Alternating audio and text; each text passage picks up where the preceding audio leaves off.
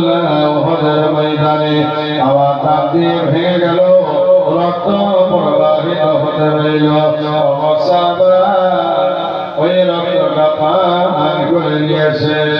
আমি রাসূলুল্লাহ হাবিবুল্লাহ জানিয়ে দিয়ে যায়, যার শরীরে আমি রাসূলুল্লাহ রক্ত মুবারক পৌঁছে গিয়েছে। আল্লাহ পাক আল্লাহ তাআলা ওই সাহাবার জন্য জাহান্নামের আগুনটা আমার আল্লাহ হারাম করে দিয়েছে।